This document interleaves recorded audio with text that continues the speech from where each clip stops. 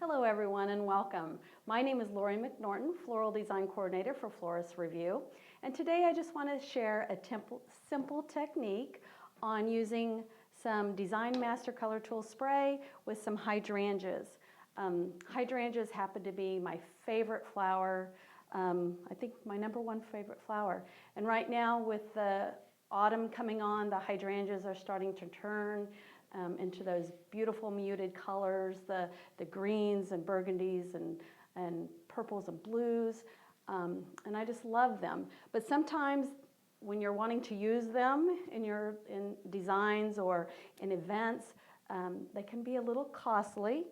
So thanks to Design Master and the paint selection that they have, we can make those turn some hydrangeas into those antique colors very easily.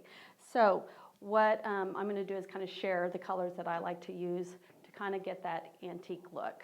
So first of all, I have my cream colored hydrangeas, and you can do this with any color. Like if you pick a blue, like the white with the blue edges, and you still want a little bit more purple or green, these are perfect to use. The hydrangeas does well with the spray, so let's just get started on this. So first, I've cut my hydrangea. I've had it in water for a good day. I got them yesterday because I want them very well hydrated and nice and fluffy, because that kind of helps. Next, I'm going to make my selection of my paints, and of course, we've got the green. That's the color I start out with first. The rose, the blue, black cherry is another good color. And the thing about this is you can do the colors that you want. If you want them to be more purple or blue, then you pick that color. If I want this to have a little bit of purple, so I use the Uber Matte. It worked out really well because I did this before. So I have a few here done. So first of all, I don't want to ruin my tabletop, so I'm just going to put a little bit of paper down, kind of protect that. So like I said, when the hydrangeas start turning, green is usually the first color. The white will start turning to green, so that's the color I want to use first. I want to use that as my base. Now please, when you're doing this, especially if you're doing abundance of them, do it outside or definitely in a vented space. So, sorry, Sean, we're going to breathe in some fumes, so bear with me. All right, so like I said, first, and you want to hold this probably 12 inches, good 12 inches, but what I'm going to do is kind of move my hydrangea around because I want some to be a little bit heavier than other spaces in the hydrangea. Next, I'm going to use the wild rose. And as you do this, you'll realize that the colors all kind of blend and it makes for a beautiful look. So again, I'm just going to lightly spray my hydrangea, and I'm not covering the whole thing. I just want bits and pieces. Make sure you get a little bit underneath, because once those hydrangeas move, you'll be able to see that. So with that green and the wild rose, we're already kind of getting that muted look. I love it when they turn purple. The purples and the burgundies, that's what makes the hydrangeas, to me, gorgeous. So this is the Uber. So I'm just lightly going to spray, just a couple little pieces here. And then I might go back with the green. It's just kind of fun to experiment, fun to paint. You can always correct yourself. But those antique hydrangeas kind of have that beigey, muted tone. So that's what we're doing here.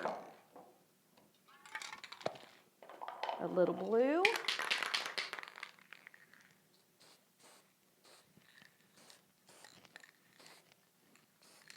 Can you see that okay there, Sean? Can you see the colors? Can you see it changing as I'm spraying? And you can go as deep with this color as you want, or you can just lightly cover it. But so that you kind of get on camera a little bit of, I'm going a little bit overboard because I think it'll show up on the camera a little bit better. Love the blue. And again, I'm just going to hit with a little bit of purple.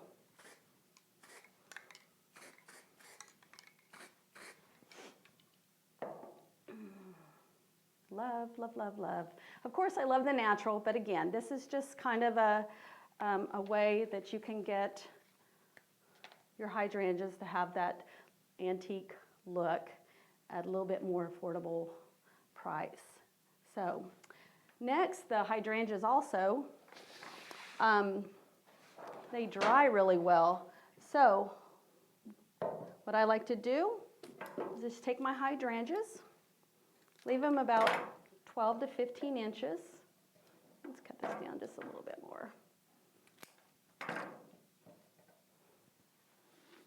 And again, I've got a couple here that I kind of got ready for today.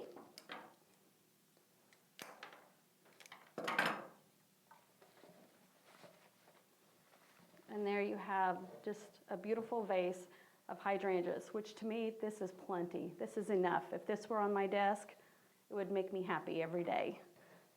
But to preserve these, fill your vase half full of water, just cut them and leave them alone. They will dry on their own, which is another really neat feature of the hydrangeas. So there we have that. I do have a small little bunch here that has dried. I've just left them in a vase. They dried on their own. And again, if I wanted to add just a little bit of color, this is what I would do. And maybe just a touch of green.